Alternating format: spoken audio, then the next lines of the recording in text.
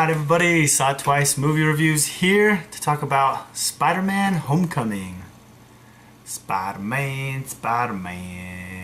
Talking about Spider-Man, because, you know, Spider-Man's awesome, right?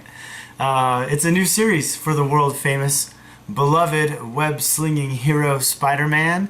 It's new, but at the same time it doesn't redo the origin story like we've seen done in the past. No spider bite, no Uncle Ben.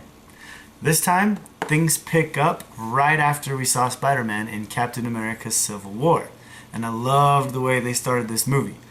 Connecting him with that, seeing him, he's like watching clips from what he was doing in Civil War. It's pretty awesome. Pretty fun start for Spider-Man in this movie. It's got great action. It's filled with great action as our hero, played by Tom Holland, swings and slings and saves the day with his new Stark tech. Holy cow, is this guy lucky. Tony Stark is hooking him up. So you get to see really cool stuff with his suit, but also lots of fun gadget type tricks with his webbing. That was a really cool thing, and I'm excited for the future with that, being able to do such cool things with that. That was awesome, so you'll love that. And in this movie, he's battling a new villain, one that we haven't seen in movies before, played by Michael Keaton. This guy is the Vulture. I was really captivated by the Vulture story, which actually starts the movie. The movie starts out with villain first, kind of getting you to see who he is, where he comes from. And I thought they did a great job developing this villain through the movie, which in my opinion is really important to have a good superhero movie, is a great developed villain. From his perspective, however, we learn a great lesson, and that is the dangers of justification. In our lives, we just got to avoid justifying things, because here we see the Vulture who's doing bad things, illegal, you know, he's a villain, right? And he's doing these bad things trying to say that it's for a good cause, and he uses that to justify doing all these wrong things. So sad to see that happen to him, but again, makes for good story with the villain. This movie also has tons of great humor. Lots of laugh moments, very funny. A lot of that humor is brought on by great side characters who are right there along with Spider-Man. His friend in the chair. Just good stuff, good times that work out well for that.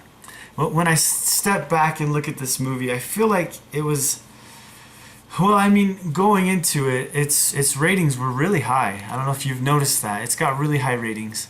Its ratings were really high, but I feel like it was really safe. I feel like they kept it very safe. It is different. It seems like Marvel had really a twofold MO for this movie. One, for it to be different than the Spider-Man movies we've seen in the past, which this one definitely is. There's not the Spider-Man swinging through the skyscrapers of New York like we're so used to, like what we think of with Spider-Man. I mean, he even goes to Washington, D.C. So very different. I think that was an important point for Marvel. And the second thing was to tie him in to the Marvel Cinematic Universe. So did they do that? Yes, they did that. they didn't let you forget that throughout this movie, that this Spider-Man is part of the Marvel Cinematic Universe. So those two things were accomplished, and again, I think it makes for a very fun movie to watch, but it also, I think, just kind of kept it safe. It's just starting things out for a new Spider-Man and more exciting things to come in the future with him. Hello, America. This is your captain speaking. Interrupt this program to bring you an important message. As you may recall, back in Avengers 2, Age of Ultron, I tried to give a warning to my fellow comrades about their language. Well, Marvel seems to have forgotten that message.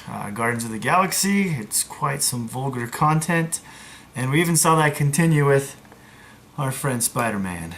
This movie does take place in high school, so in that high school humor, there's also some high school vulgarity. But I'll work on that, try to make sure the folks at Marvel know that we have higher standards. Thanks, Cap, for that important message, and let's just hope that the poor language trend doesn't continue in these Marvel movies. Thanks, everybody. SawItTwice Movie Reviews.